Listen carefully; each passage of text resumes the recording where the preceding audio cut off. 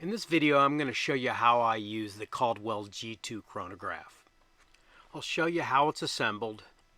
Later on, I'll put it through its paces, testing a Red Ryder BB gun, a 10-22 rifle, a 38 special revolver, a 9mm pistol, and a 44 Magnum rifle.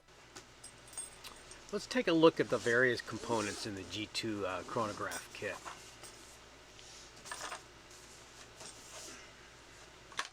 First, we have the ground screen assemblies. There are two of these.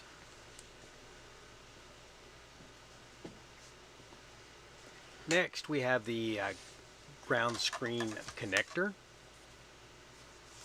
and the chronograph.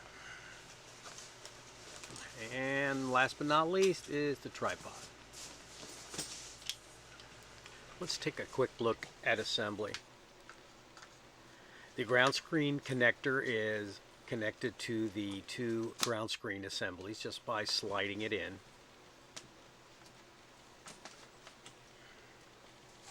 Next, the support bars are raised. They're hinged. You just kind of pull them up.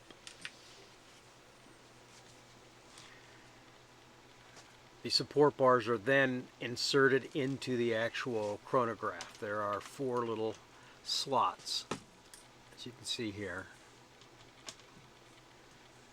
Next, the LED power cables are connected. Here's a close-up of that.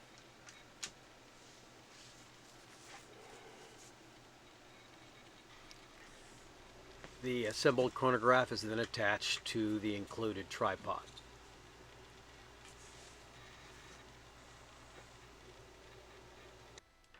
That's how easy it is to assemble. It goes apart the same way and fits right back in the bag. To charge the chronograph, you simply plug the included USB wall wart into the chronograph. It will blink while it's charging, and once the charge has completed, it will go solid. Let's take a look at the controls. The first button is for selecting feet per second or meters per second. The second button is used to power the chronograph on and off.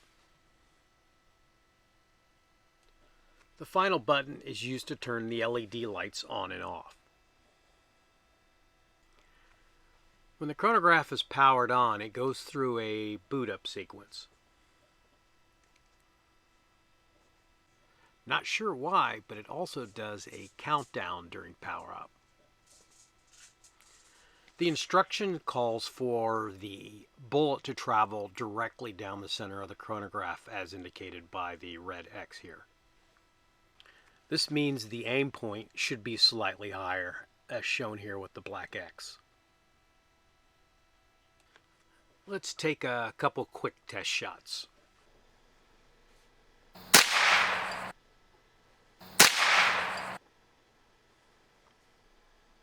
As you can see, it functions like any other chronograph.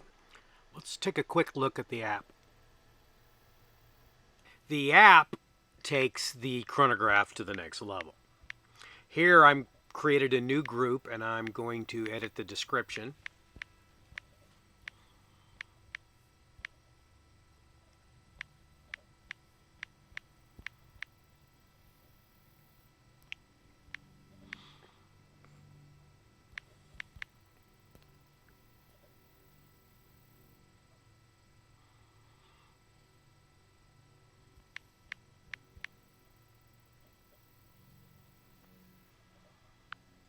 Once the new group is started, that group is now synced up with the chronograph and will collect the data from each shot.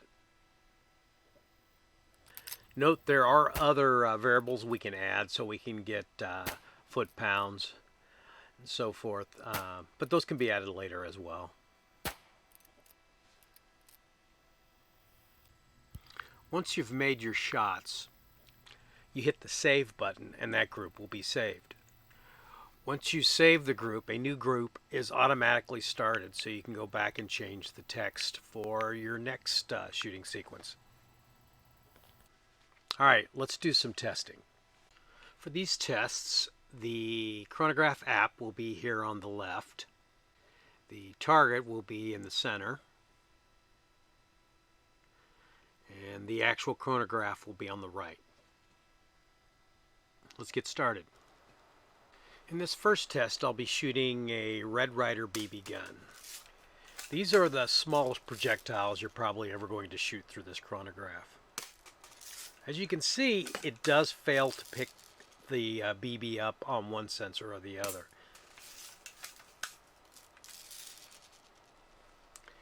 Error 2 indicates that the rear sensor failed to pick up the projectile.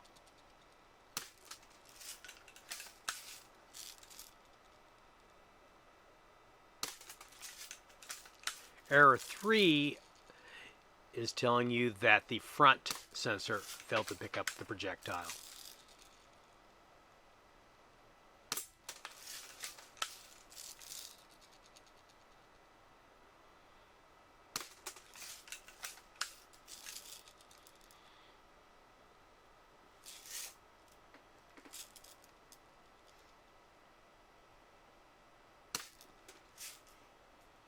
Alright, so we had 2 failures out of 10 shots. That's pretty good for as far as a BB goes, I think. Okay, in this second test, we're going to shoot a 10-22 rifle. As you can see, this session didn't start out too well, and as you'll see, didn't progress very well as it could have. Remember, this projectile is much bigger than the BB, but is moving much faster, but well within the range of this chronograph.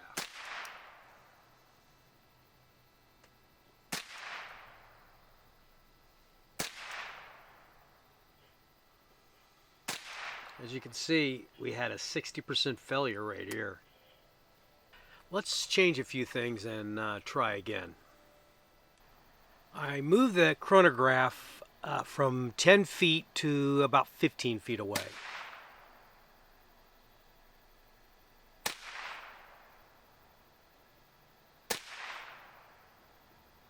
As you can see, the pickup has much improved.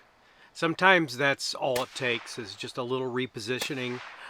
If you're having the same kind of problems, just move it a little further downrange. I've found that tends to solve most problems.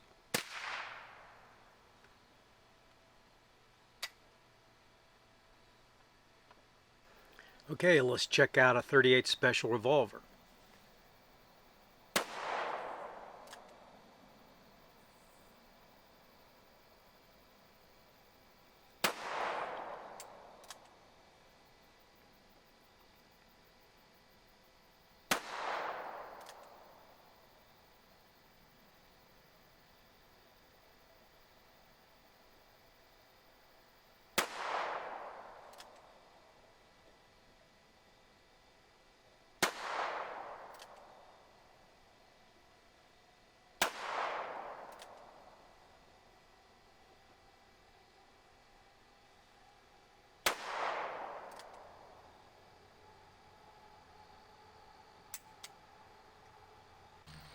And now for the 9mm.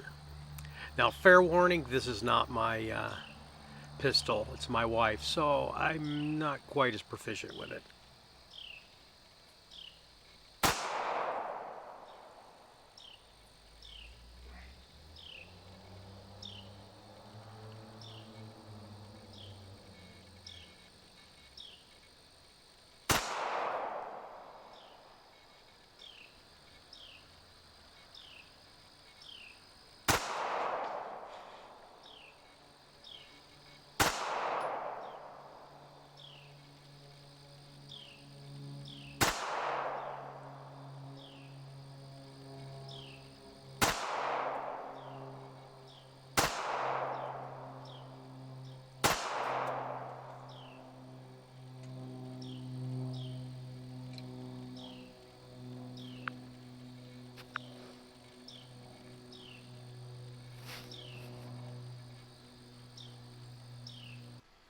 And finally, let's check out the .44 Magnum rifle.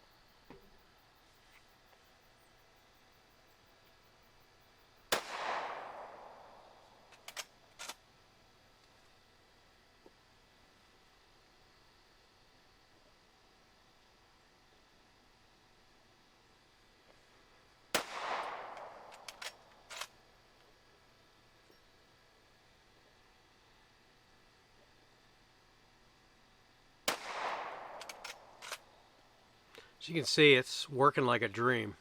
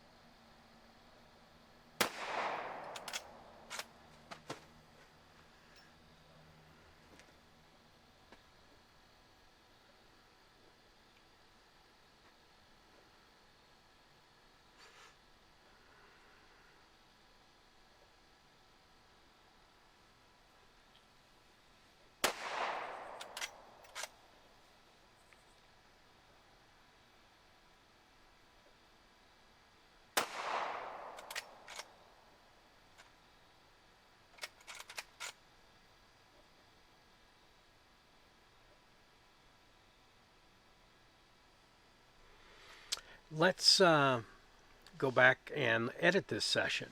What we're going to do is select the 44 Magnum, which in my case is set 80, which is what we're going to edit right here. I select the Show More option, and then I edit the post, and I can go in and change some of the variables.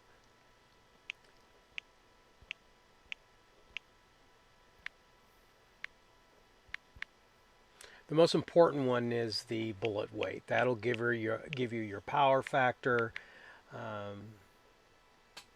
your foot-pounds.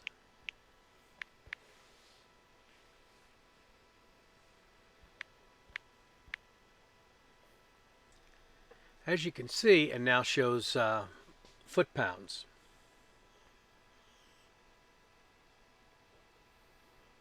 We can change the setting to show power factor, and then back again.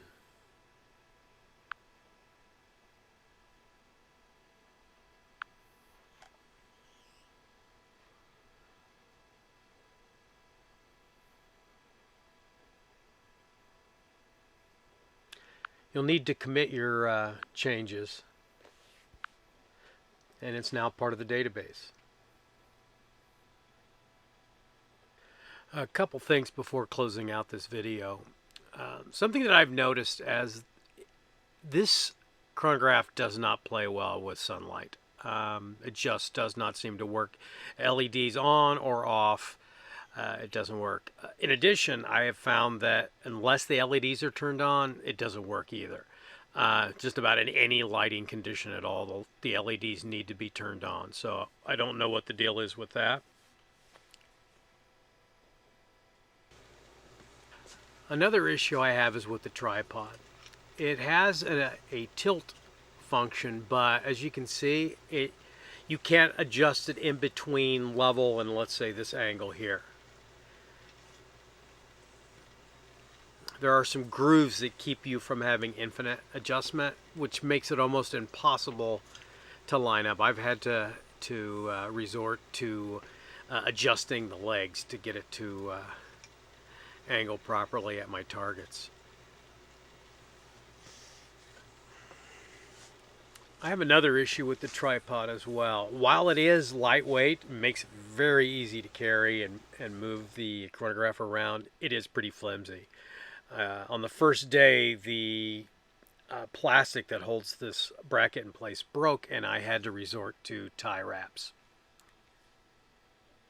I have had the wind blow the chronograph over when using the included tripod. For this reason, unless I'm traveling, I use a heavier duty tripod. Be sure to visit the breadandammo.com website for a full write-up on this project and some others that I'm working on. So until next time.